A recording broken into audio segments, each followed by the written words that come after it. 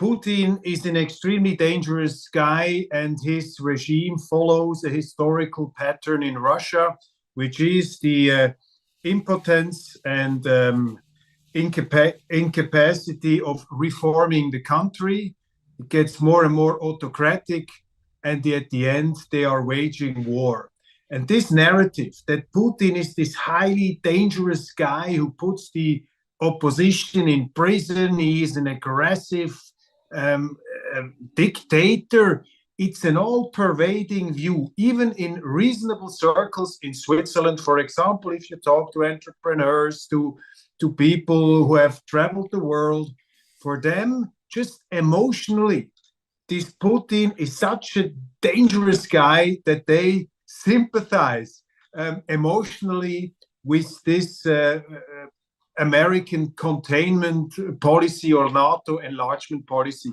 What would you say to these people who say, well, Professor Sachs, I mean, he's locking up the opposition. He's an autocrat. He has become a dictator. It's a terrible regime.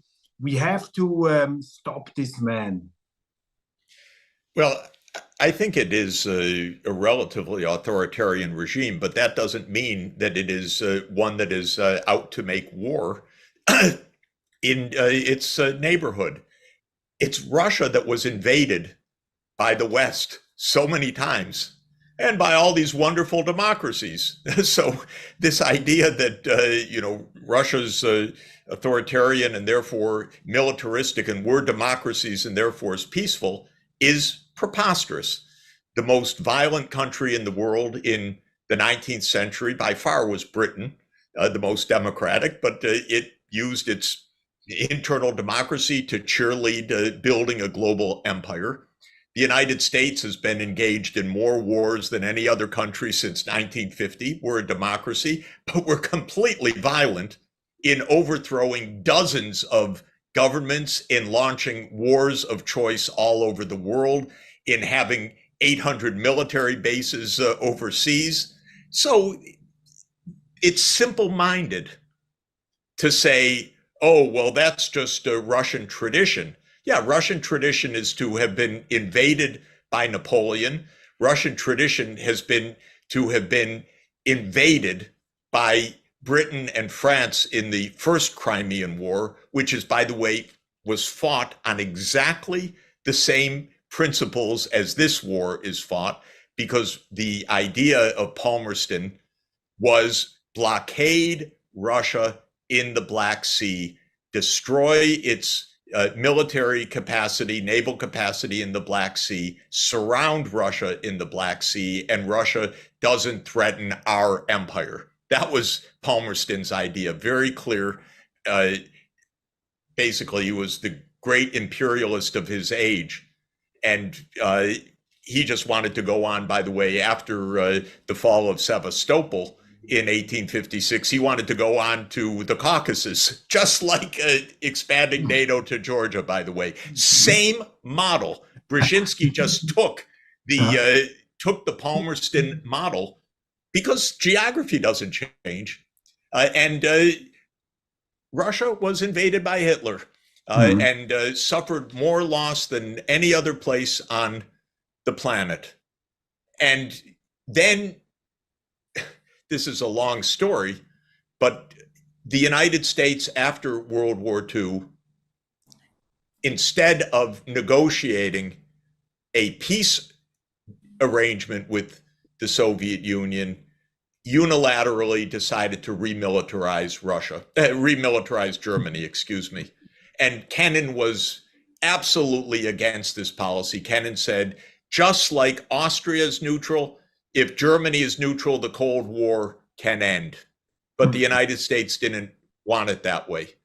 So all of this phony history and about Russia's military history and so forth. Russia's a country that was constantly invaded from the outside, mostly from the West, but of course, during the Golden Horde from the East, from the Mongols.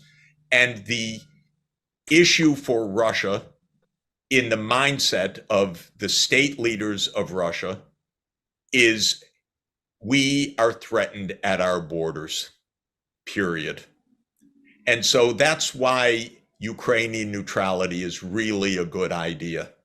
Because if you really want the history is Russia is always looking for safe space because it's always worried about outside invasion coming in. And now, with respect to Putin, the truth is, even with all of the bad behavior of the United States in the 1990s, Putin came in as a friend of Europe and the United States. And anyone that knows anything about the early years of the 2000s knows that to be true, and I know it firsthand. And I know many European leaders that had absolutely good, fruitful relations with Putin. And I've spoken. Have you met President Putin? Also? Of course, yes. What's your impression? What's your personal? I mean, you met Gorbachev. Yeah, I really loved Gorbachev. I wouldn't say the same about Putin, but I don't know him. But Gorbachev I loved because he was really a man of peace. And Yeltsin I liked. I wish he had stayed sober more often. It would have really helped the world. But he wanted normalcy, and I wanted to help him get that. And the United States just could not take yes for an answer on either case. The United States attitude was, they're on the other side. We're the sole superpower. We beat them. We can do what we want. That's the arrogance that has gotten us into this complete mess. And all these claims about Putin being intrinsically dangerous, European leaders absolutely can tell they were working with him fruitfully for many, many years. And Europeans cheated repeatedly. Where's the Minsk II agreements? Even Merkel says so. I mean, it's shocking what she said. I don't even believe it in the way she said it. It was so garish. But in any event, this quote in Die Zeit where she said, "Yeah, I think it's we just wanted to buy time to." Yeah, I think it was taken a little bit out of context because she's not so cynical, actually, from all my experience. But the idea that Putin's all bad and we're all wonderful, that's our narrative every day.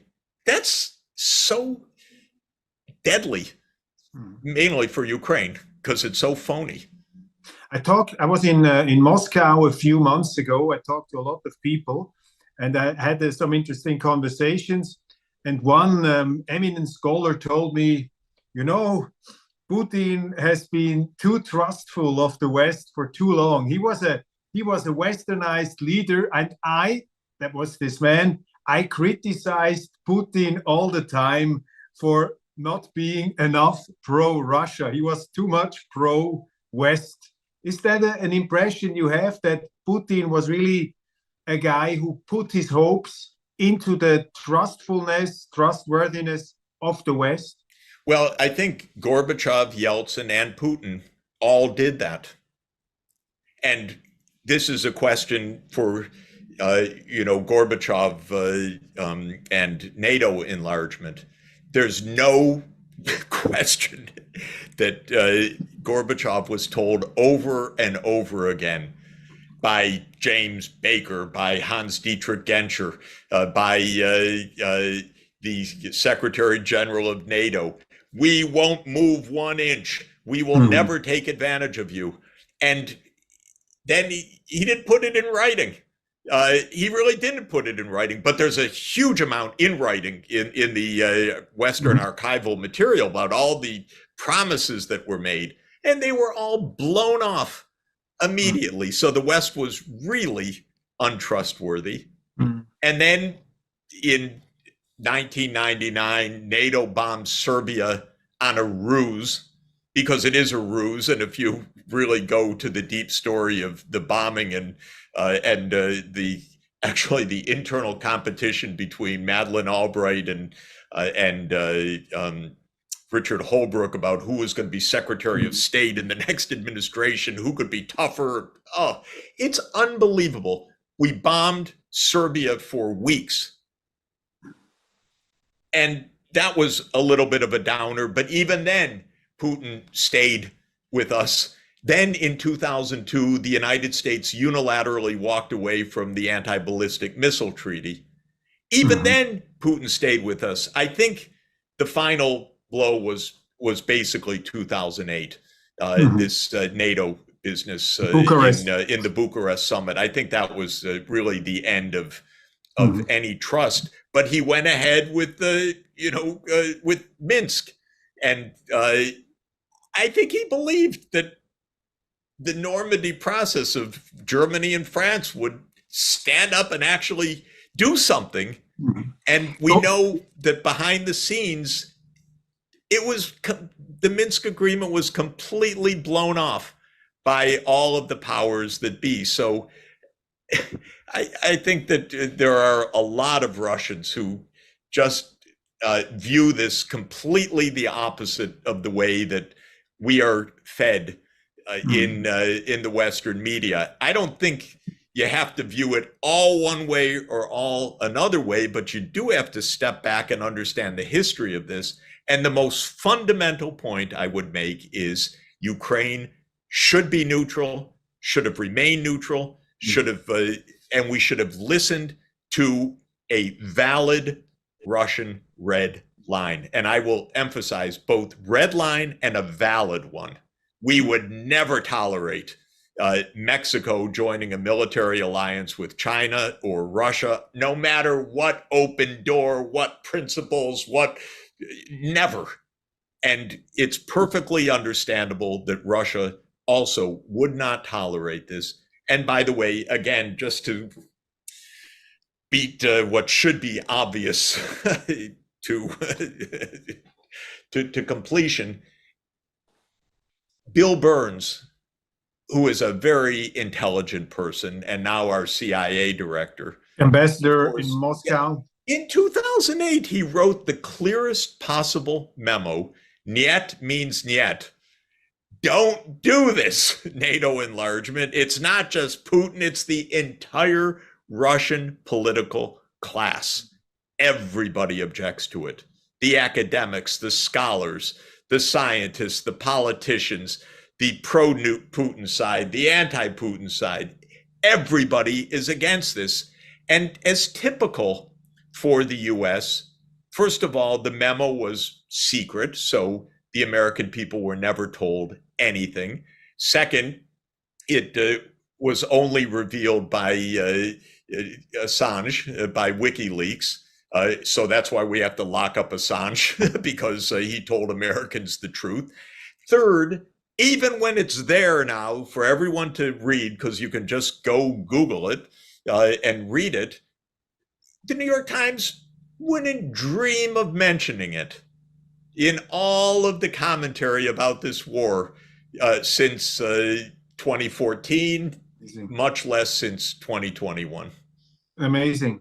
Going back to the war, how big is the chance of a nuclear escalation or some other forms of escalation? For example, if the Ukrainian forces would really crumble, would NATO, would the Americans just stand by and let Putin win this war? And on the other hand, do you see any perspective of tactical nuclear weapons, deployment by the Russians? How is the escalation danger of this war at the moment? When Obama talked about escalatory dominance of Russia, he meant that if Russia were imperiled, it would escalate to nuclear war. I believe that to be true. And it's been said countless times now by Medvedev, by other Russian leaders, in not so hidden terms by Putin, and so on. If Russia were deeply endangered, it would escalate, and up to and including nuclear weapons used in Ukraine. If Russia were to lose Crimea or to be threatened to be overrun in Crimea, which is the direct war aim right now of Ukraine, probably not achievable, and its infeasibility probably keeps the world alive, because if it were feasible, or if the United States and UK somehow made it feasible through, say, NATO jets directly flying missions to support Ukrainian infantry, something that's not unthinkable, there would be a real chance of nuclear escalation. This is clear. The barrier between non-nuclear and nuclear is not very bright, is not a very bright line. History has told us repeatedly. We have come close to nuclear war on several occasions, and there are generals in the US who believe in using nuclear war. We don't have a no first strike policy. And Russia is on tenterhooks about the possibility of being attacked. So terrible accidents can happen, miscalculations can happen, or massive failures on one side or another can happen. And right now, it seems less likely that it would be a result of a collapse of the Russian military that would lead to this. You raise a very good question. What if Ukraine were to collapse on the other side, which is a real possibility? What would the West do? And by the West, all we mean ever is the US security establishment, because there is no other independent voice except the UK standing and cheerleading whatever the US says, do 10 times more, because they still love their empire. But that would be a real question. And my answer to that would be that I would hope that Russia would have some forbearance and know to stop before provoking something extraordinarily dangerous, because then it would be in Russia's hands. And there's a wonderful quote, which I'm just looking up right now, a famous line from Kennedy's famous peace speech on June 10, 1963. He said, "Above all, while defending our own vital interests, nuclear powers must avert those confrontations which bring an adversary to a choice of either a humiliating retreat or a nuclear war. To adopt that kind of course in the nuclear age would be evidence only of the bankruptcies of our policies or of a collective death wish for the world." And I may have garbled a word or two. We can correct it in the, but the point is, what I find remarkable about that statement, and I've not only studied that speech relentlessly, but wrote a book about it, actually. Kennedy talks a lot about all the dangers, but he says above all. And when saying above all, he really means above all, avert those confrontations which put a nuclear power at the choice of a humiliating retreat or a nuclear war. And we don't seem to understand that almost at all. Mm-hmm. Or there are enough cheerleaders that say, "Oh, it's a bluff. Don't worry about that. Don't be nuclear blackmail," and so on.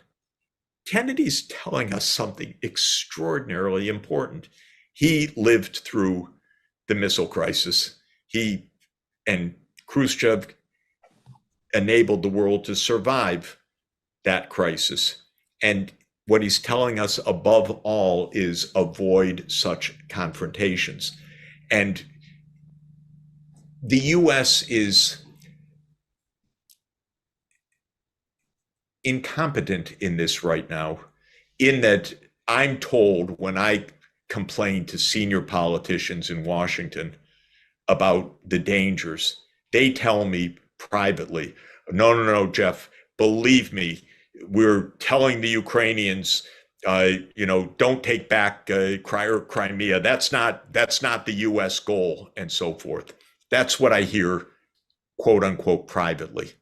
But of course, the Ukrainian goal is we're going to take back every inch, including Crimea, and so on. So who's telling the truth in this? The answer is nobody knows, because it's all a large group of people, each playing their own game. It's extraordinarily dangerous what's going on. Could it escalate to nuclear war? Damn sure that it could, without question. What is, just to nail it down, what is at the moment, in your eyes, what does Putin want? What is his primary objective, or what is his goal at the moment, if you would try to characterize that?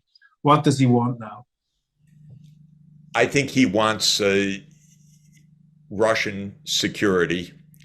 He wants to make sure that NATO never comes close to the border with Ukraine.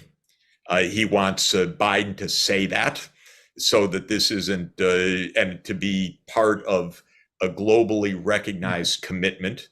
And he wants to hold Crimea, for sure. And what's now, harder to assess is territorially, what about the rest? Because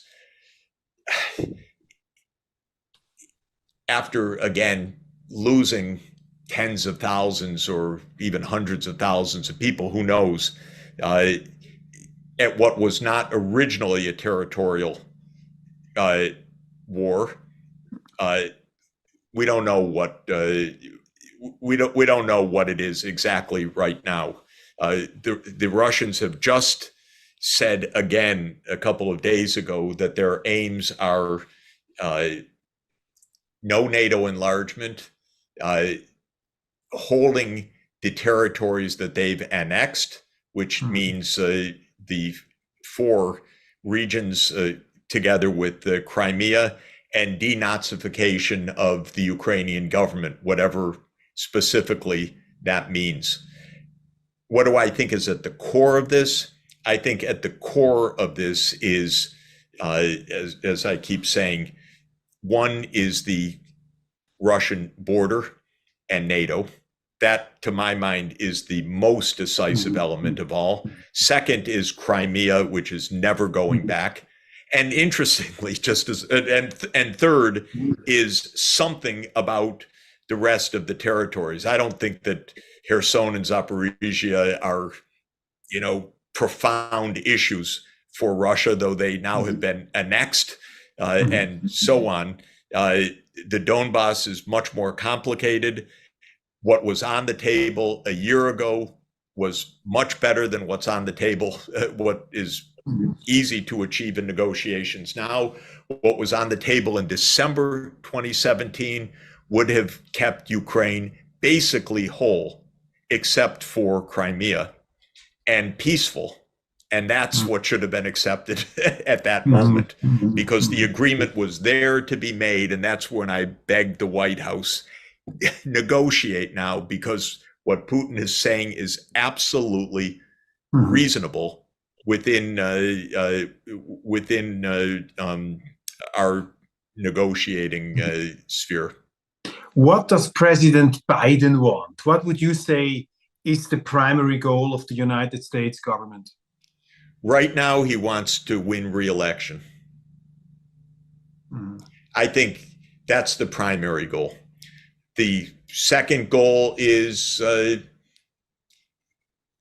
losing face in the Ukraine. Yeah. Let's put it this way. Obviously, Ukraine is not an existential issue for the United States. It's not even close to the issue that it is for Russia. So what does the United States really want?